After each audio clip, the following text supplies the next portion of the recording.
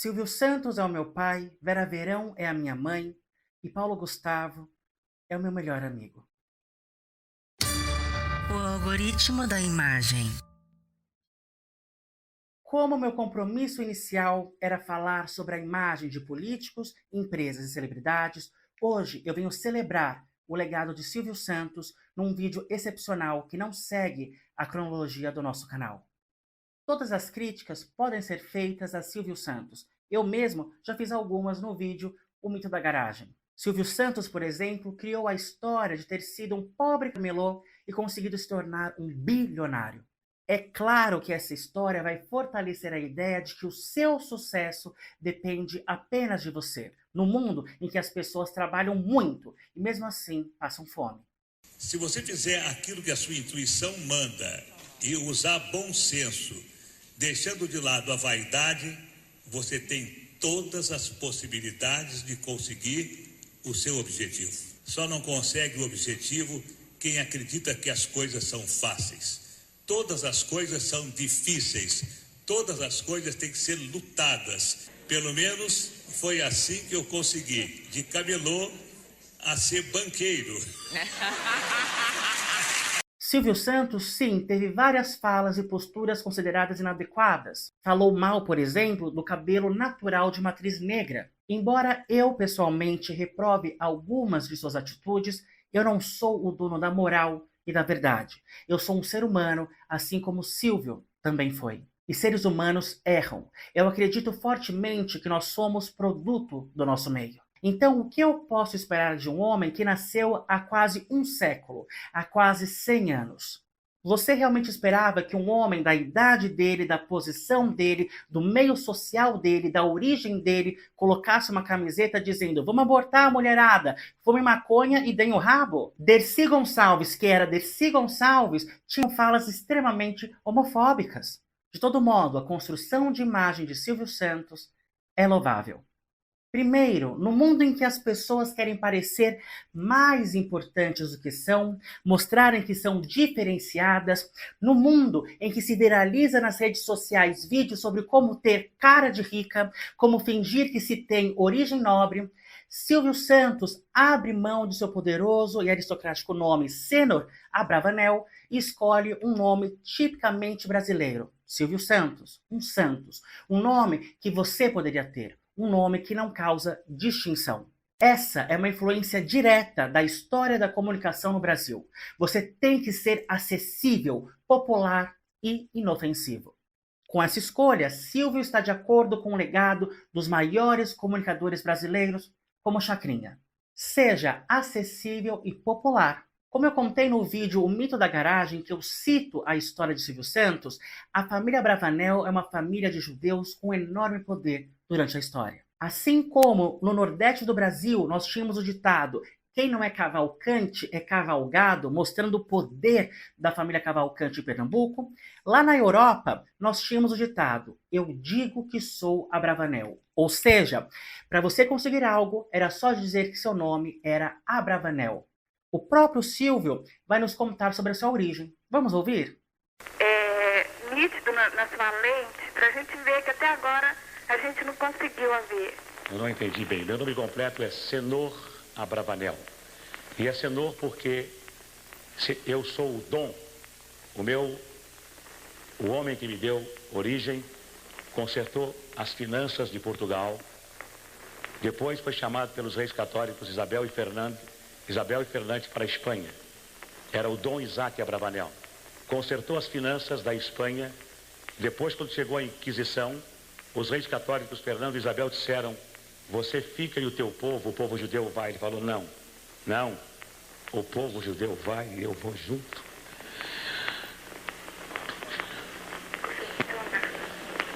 E foi para Salônica, na Grécia.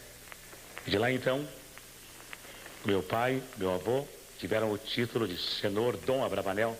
E aqui no Brasil não existe dom. O título que os meus antepassados ganharam no ano de 1490 e quantos, o Dom Isaac Abravanel foi um dos que deu dinheiro para que Colombo viesse descobrir a América. Então disseram para o meu pai: não, que dom? Dom é frescura, não tem cura. Não. Então ele colocou Senhor. Senhor quer dizer Dom Abravanel. Só isso. Agora outra pergunta, não entendi. Silvio Santos deixa essa pompa, essa linhagem nobre para trás ao construir a sua figura pública. Ele quer se tornar o legítimo pobre brasileiro, sem importância, sem sobrenome, sem a herança que importa, que ascendeu apenas pelo talento e pelo trabalho duro. Além dessa narrativa, Silvio Santos cria uma imagem física bastante poderosa. O primeiro signo que Silvio Santos mantém em sua imagem é o microfone preso ao peito. O microfone preso ao peito permaneceu durante toda a sua trajetória, sendo deixado de lado apenas nos 8 anos finais de sua carreira, que se encerrou em 2022. A permanência desse microfone é muito simbólica. Este microfone representa toda a história dos programas de auditório do Brasil. No começo, o microfone era realmente necessário.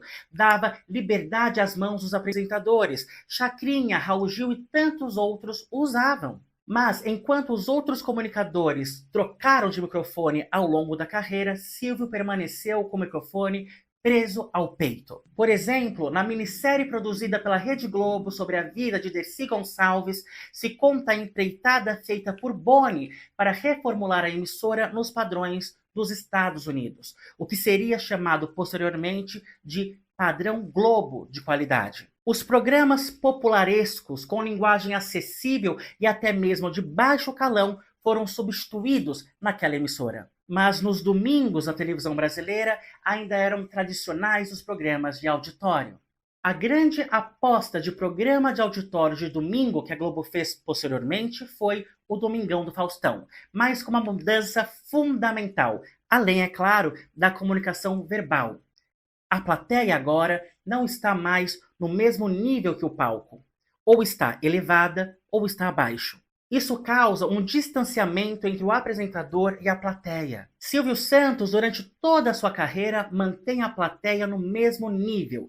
Isso garante a horizontalidade. Ali, todos seriam iguais. Ele pode transitar entre os espectadores, algo que é fundamental para o programa dele. E mostra o mesmo nível de importância entre ele e o público para aquele entretenimento.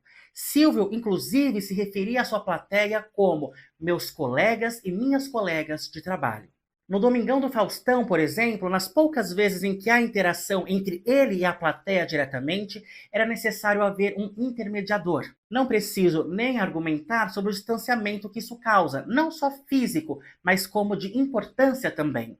O intermediador poderia censurar a plateia sem prejudicar a imagem do Faustão, porque quem tirou o microfone, quem gerenciou o tempo, não foi o Faustão. Isso não poderia acontecer com Silvio Santos. Ele segura o microfone, a pessoa responde diretamente a ele, e ele deve ter o jogo de cintura caso algo dê errado. Além da horizontalidade, manter o microfone preso ao peito indica que Silvio Santos resiste à mudança do tempo, resiste ao padrão Globo de qualidade, resiste em se tornar superior ao público, como Cid Moreira e William Bonner em sua seriedade e credibilidade infalível no jornalismo, ou como Pedro Bial no entretenimento com a sua postura intelectualizada e distante. Silvio está trazendo para o corpo físico que ele se mantém popular, que ele é um apresentador da televisão brasileira do passado, que ele é como você.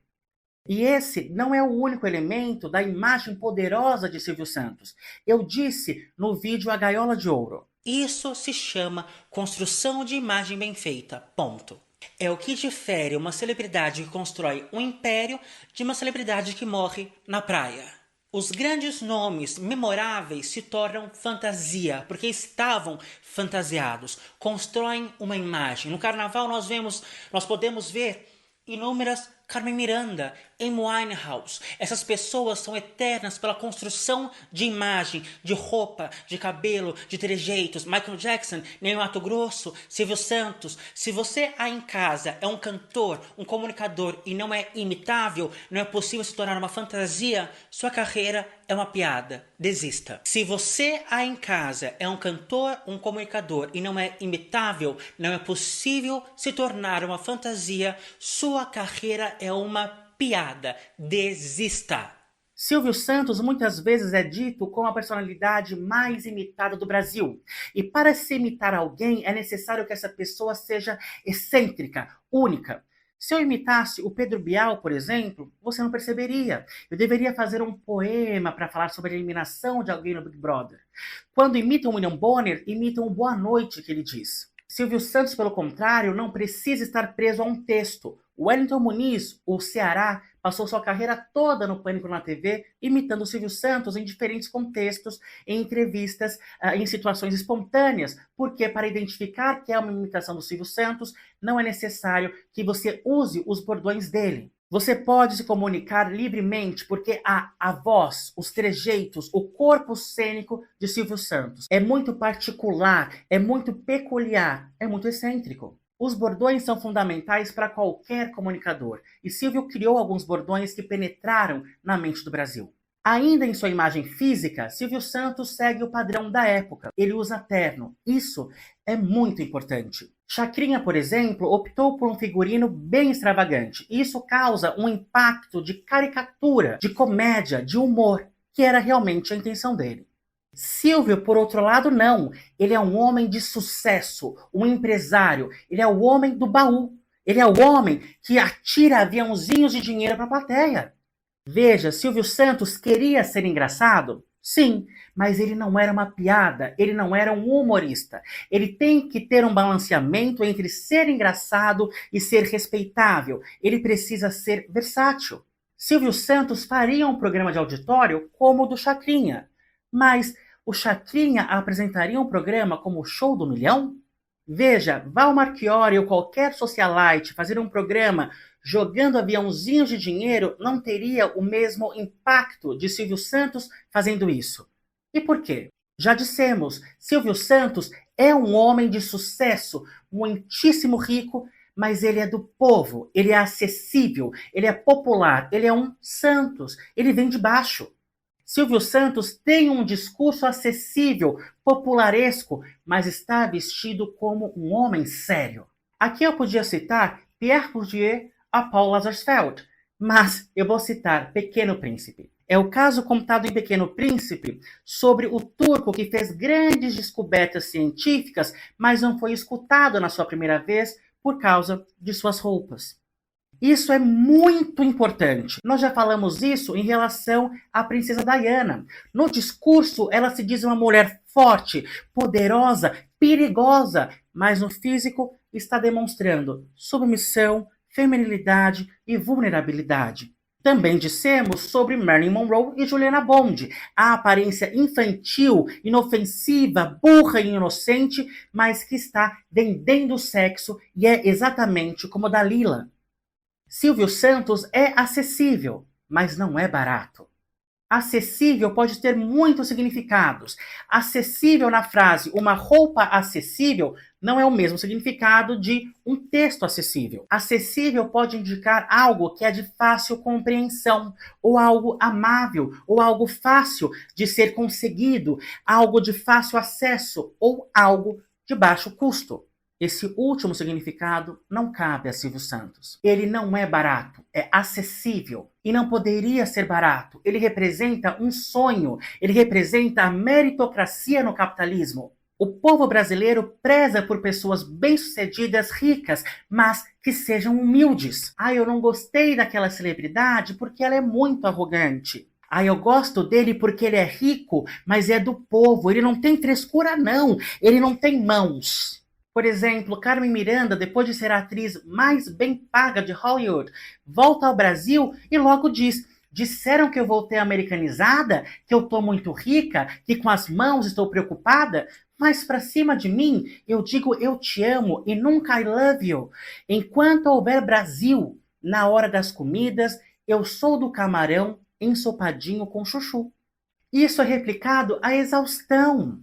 Ivete Sangalo, no programa do Porchat, se coloca como inferior aos milionários, sendo ela uma milionária. Outro exemplo é o Luan Santana, que, segundo o monitor do mercado, tem uma só casa que vale 43 milhões de reais. Luan Santana disse para Eliana que o essencial para ele é comer frango com quiabo. Eduardo Costa, outro cantor sertanejo, sempre conta sobre como ele preza pelo simples da vida. Um cavalo de Eduardo Costa custa 7 milhões de reais. Eles não são como nós. Eles podem ter vindo de onde nós viemos, mas eles não são mais como nós. A gente ganha um salarinho a mais, a nossa vida muda todo, o nosso gosto muda tudo, o nosso conhecimento sobre o mundo muda tudo. Essa simplicidade é forjada, mas convence as pessoas. Eu quero ganhar na Mega Sena, mas eu vou ser simples. Assim como eu sou. Eu nem queria ganhar sozinho, pode ganhar mais gente comigo, eu só quero parar de trabalhar, ter uma vidinha boa. Não vou ficar nariz em pé, não. Eu não vou deixar subir para a cabeça. Hebe Camargo, coberta por joias e vestidos de alta costura, não parecia ser uma snob, porque tinha um discurso acessível. Evita Perón, o maior herói da Argentina, falava contra a pobreza, a favor do fim da desigualdade, da fome. Viveu sua vida pública fazendo filantropia. Falava sobre oportunidades, estudo. Dizia sobre a sua origem pobre. Ela fazia seus discursos para aquela multidão de trabalhadores exaustos e pobres, que ela chamava de descamisados, porque estavam sem camisa, enquanto ela vestia os vestidos mais caros da grife francesa Dior. E por que isso é tão significativo? Porque ela diz uma narrativa acessível e está vestida como o sucesso, como o sonho. Ela está vestida com uma roupa impecável, como uma mulher gostaria de estar. Ela estava pregando para os trabalhadores como aquele homem trabalhador gostaria de ter condições para que sua mulher se vestisse. Na política do Brasil, nós temos 2 exemplos bastante emblemáticos sobre isso tudo, que não é bem a mesma coisa, mas é interessante de a gente conversar. Érica Malunguinho foi a primeira mulher trans eleita deputada estadual por São Paulo. A figura pública de Érica é diferente dessa acessibilidade. Érica Malunguinho é a excelência negra. Ela é mestre em História da Arte pela USP, ela tem um vocabulário rebuscado, uma narrativa messiânica, uma aura mística e uma busca pela ancestralidade africana. Filiada ao PSOL, ela quer combater o racismo e todas as outras opressões sociais. Esse discurso dela é entregue por uma mulher vestida impecavelmente, com roupas assinadas, roupas de design. Com isso, Érica mostra um sonho. Você, travesti negra, também consegue chegar a este lugar. Você não precisa se contentar com as esquinas. Você pode estudar e se vestir como uma mulher da elite. E com essa imagem, Érica Malunguinho tem mais voz. Ela é uma mulher séria. Vocês se lembram que Genuíno diz que fez a barba de Lula e colocou um terno da elite Ricardo Almeida nele? Ali morria não só a imagem, mas também o Lula sindicalista. Ele não seria mais aquele barbudo, rebelde, revolucionário. Em um dos seus primeiros discursos, Lula diz sobre a importância do banqueiro e do patrão no Brasil. A imagem é tudo. Veja, quando você vê essa imagem, você imagina que um conservador, que um direitista vai querer escutar o que essa pessoa tem a dizer? Quando você vê essa imagem, você já não imagina lacração de esquerda falando sobre apropriação cultural de turbantes? O nosso próximo exemplo também se chama Érica, também é negra, também é trans, também é do PSOL, também é deputada, mais federal, é a Erika Hilton. A minha presidenta. Ela é minha presidenta, se Deus quiser. Eu já falei lá em 2020, em um dos vídeos menos assistidos do meu canal, que é a política do narizinho arrebitado. Eu disse, se você quer ser político, afine o seu nariz. De uma imagem que o povo chama de militante de esquerda de escola pública, que fuma maconha metade do dia e na outra metade faz assembleia no pátio da faculdade contra o fascismo, Erika Hilton hoje se apresenta como uma mulher elegante, fashion, de elite, a Evita Perón. Embora haja diferenças fundamentais no discurso verbal, na acessibilidade de Érica Malunguinho, Erika Hilton e Silvio Santos, todos os 3 estão se mostrando como uma alternativa de sucesso para o seu público. As Éricas estão mostrando que você, que não tem perspectiva de vitória nenhuma, você pessoa racializada, você travesti na prostituição, você pessoa pobre da periferia, pode falar o português correto, pode chegar aos lugares da elite, pode ter um sucesso profissional, pode ter o sucesso de estar bem vestido com aquela imagem impecável. Silvio Santos está falando para o sofrido povo brasileiro, para o pobre do Brasil, para o trabalhador, para o camelô que vende carteiras, que ele pode ascender pelo seu trabalho duro, que se ele trabalhar duro, ele consegue chegar lá, ele consegue ter dinheiro sem perder sua sensibilidade, sem perder a sua humildade, ter prosperidade e sucesso, ser abençoado por Deus. Eles três são tudo o que nós queremos e devemos ser. Eles são bem-sucedidos em suas propostas, com as roupas certas. Além disso, na minha perspectiva, Silvio Santos também foi importante para o avanço de personalidades LGBT no imaginário brasileiro. Silvio sempre se apoiou no que era exótico aos olhos da sociedade para atrair audiência. É ele que traz para o grande público as transformistas. Esse é um tema bastante controverso dentro da teoria crítica nas humanidades do Brasil. De todo modo, por meio das minhas lentes, eu vejo uma contribuição importante de Silvio Santos para a naturalização da existência e visibilidade a pessoas LGBT marginalizadas. E isso aconteceu logo após a ditadura militar e durante a epidemia de HIV e AIDS que nós tivemos no Brasil. Ele trazia ao seu palco pessoas que eram consideradas aberrações e um problema de saúde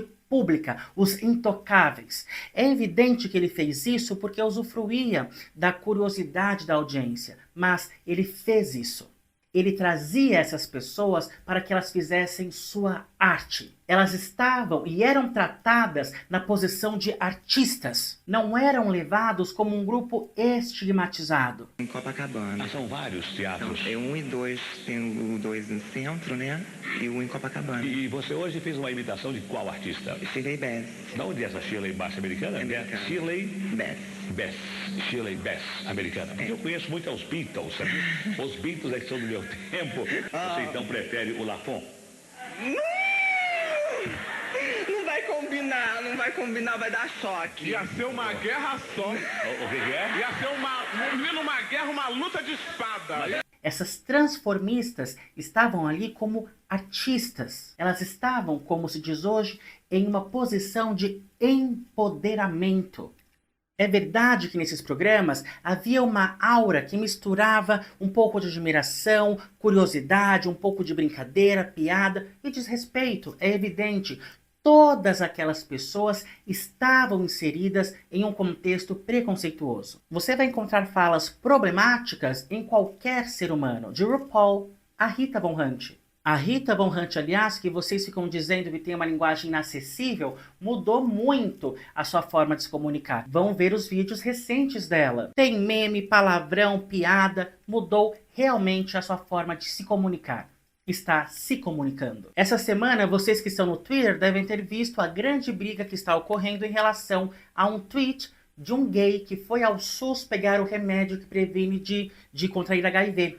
E ele também ganhou uma chuquinha, que é um objeto que você enfia lá para não sujar na hora de liberar o furico. Houve muita repercussão e crítica. Mulheres dizendo que o SUS está dando coisa para bicha lavar o rabo, para liberar o furico, mas não tem absorvente. Bicha dizendo para as mulheres cobrarem o SUS, dizendo que paga imposto para coisas que beneficiam as mulheres também. Enfim, são narrativas, é uma grande disputa de narrativas. É gay acusando mulher de homofobia, é mulher acusando gay de misoginia, é trans acusando os dois de transfobia e por aí vai, até não acaba mais. Há muita crítica sobre a questão das transformistas nos anos 80 e 90 e até 2000 em Silvio Santos, mas eu vejo como positivo o acesso que Silvio Santos deu para pessoas LGBT na televisão. Ele até brincava que de viado ele entendia, porque ele era dono do SBT. Silvio Santos não revolucionou nada. Isso não era sequer a proposta dele. Ele era exatamente um filho da cultura do Brasil. Silvio Santos seguirá sendo o comunicador brasileiro, um dos mais importantes ícones da nossa televisão, porque ele era a nossa televisão. Ele era o imaginário brasileiro. Ele foi formado pela e formou a brasilidade. Ao contrário de nós, nos nossos pedestais de moralidade exemplar, de verdade e de acadêmicos, Silvio Santos se comunicou com a massa, com o povo brasileiro. Ele se criou para isso. E como diria Chacrinha, quem não se comunica, se trumbica.